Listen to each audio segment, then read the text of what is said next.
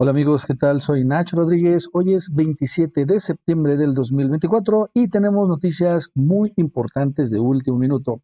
La primera que vamos a hablar es cómo ha empezado a trascender que varios mexicanos han jurado lealtad al rey español y por esa razón están tan enloquecidos porque no viene invitado el monarca. Ojo con el dato, ya hay mexicanos traidores.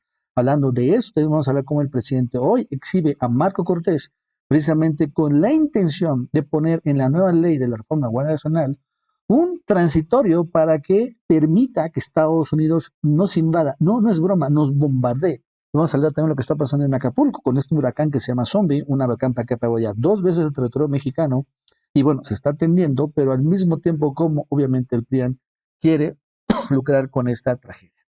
Y vamos a arrancar con algo verdaderamente interesante, porque es que ahorita están muy enloquecidos varios mexicanos de que por qué no viene el rey Felipe.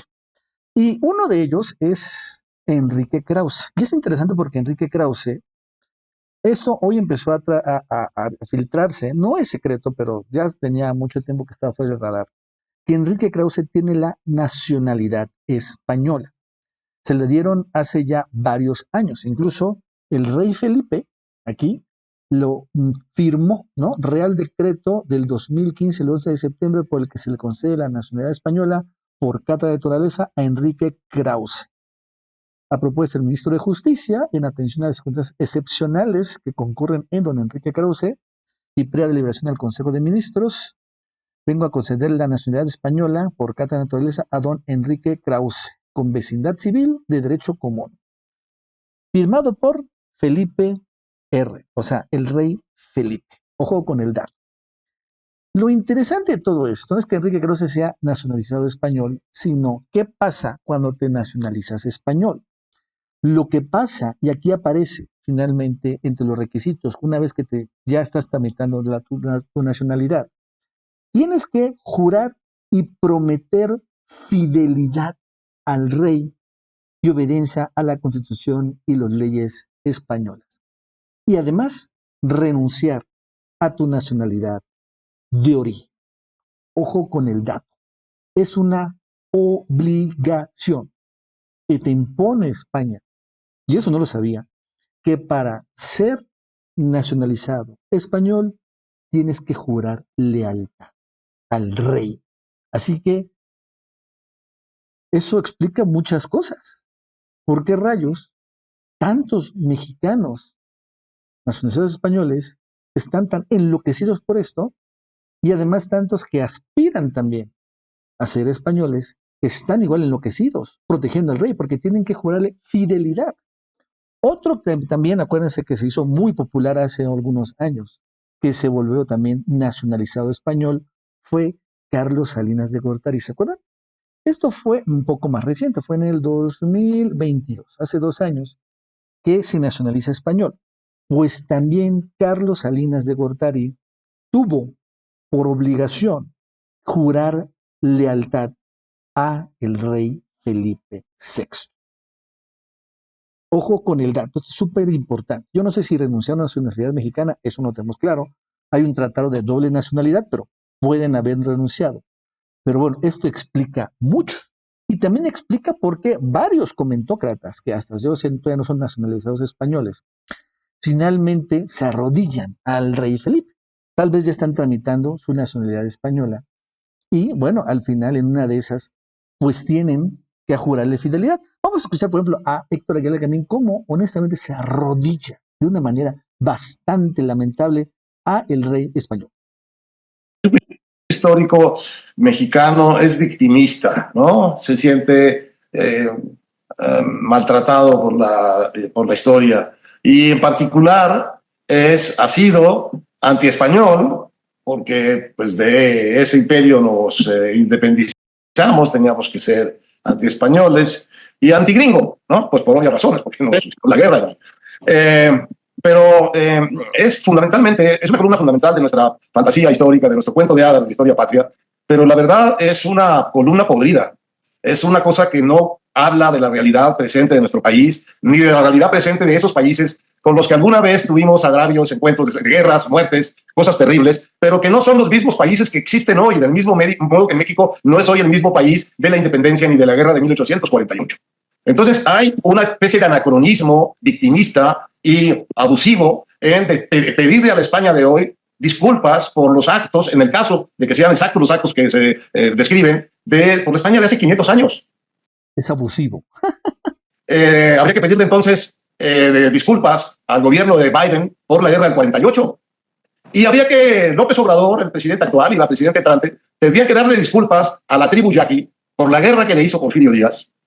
Ya se las dio. A los juchitecos por la guerra que le hizo Benito Juárez, a los juchitecos, quemó Juchitán, Benito Juárez, y a las familias de los españoles que cayeron muertos en la matanza que hizo el cura Hidalgo en Guanajuato al levantarse con la independencia.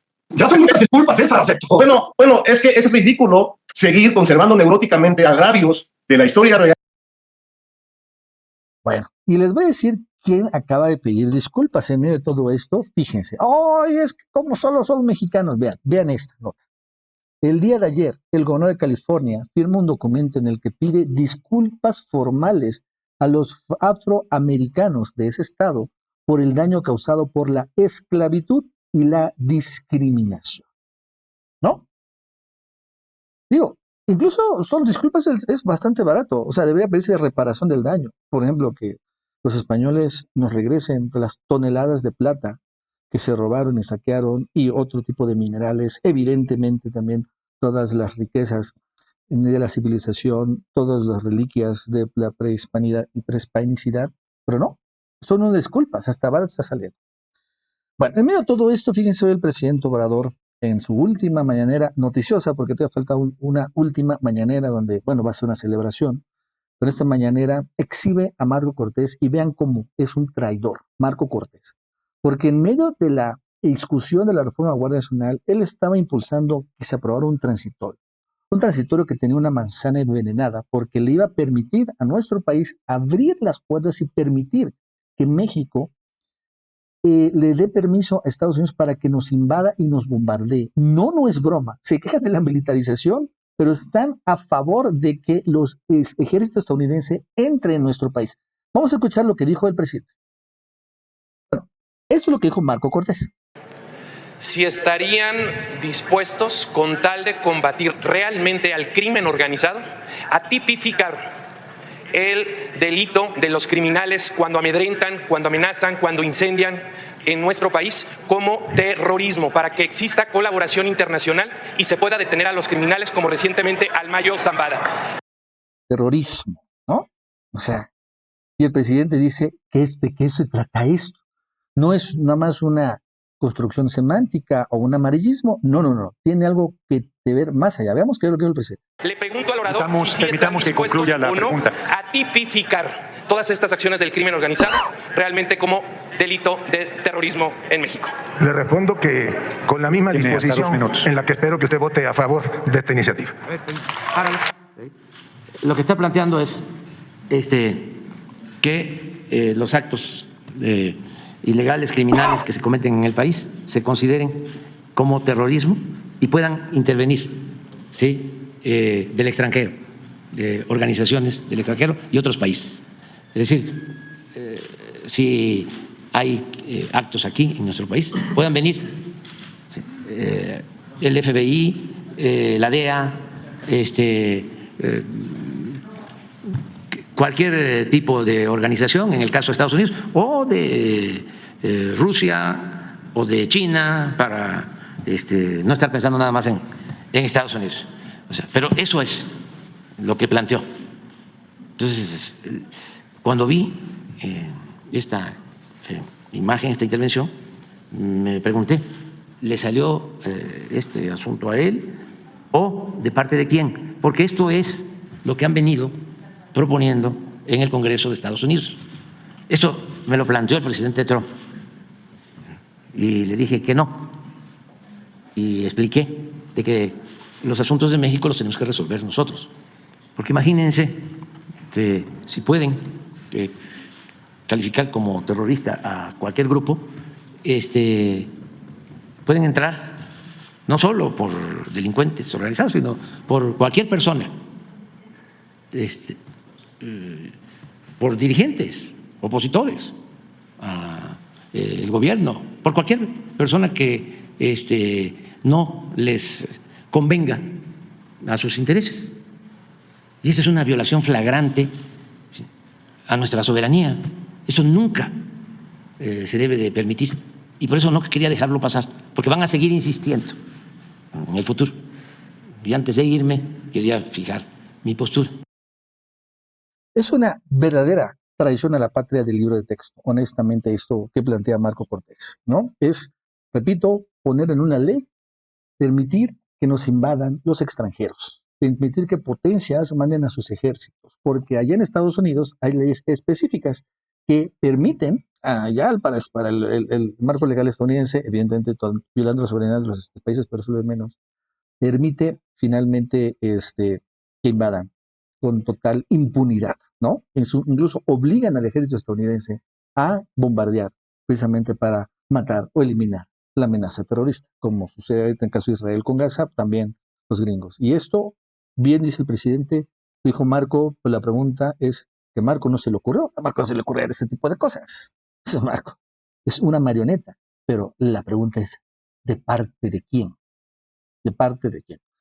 Bueno, otro tema, en estos días ha habido, bueno, pues la tormenta John, que primero fue huracán, se llama una tormenta, un huracán zombie, porque pasó algo muy atípico, que no es muy remoto, pero no es común, que pega primero por la costa de Guerrero, con huracán categoría 3, se degrada tormenta tropical, pero vuelve, en lugar de internarse al territorio mexicano, y bueno, finalmente con eso sucede que ya pierde potencia, vuelve a salir al Océano Pacífico y vuelve a regresar, que te está entrando por Michoacán y Colima.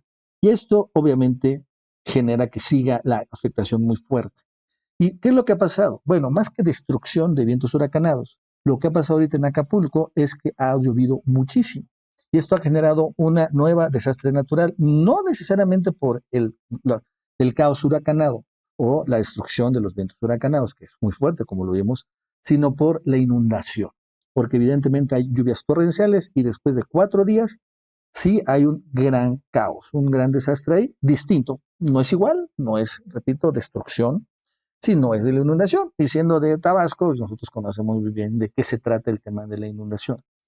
Y tiene que ver mucho, ¿no? Con un montón de días y bueno, 4 días de fuertes lluvias tienen realmente a Acapulco sumido, pues no un caos, pero sí en preocupaciones, porque generan ese tipo de cosas, deslaves, que evidentemente cuando se deslava y vemos esta enorme roca, rompe carreteras, hay incomunicación, también hay inundación, entonces eso genera que también haya saqueos y rapiña, aunque esto es lo que vemos, ¿no? En varias calles, ¿no? Sigue ese tema.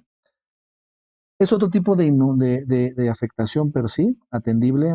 Y lo curioso que está pasando aquí es que el PRIAN empieza a sacar de que, ¿se acuerdan? ¿No? De que decían, es que porque votaron por Obrador y por Morena en Acapulco, porque ganó y arrasó Morena en Acapulco. Ahora ya no le vamos a enviar ningún tipo de apoyo social.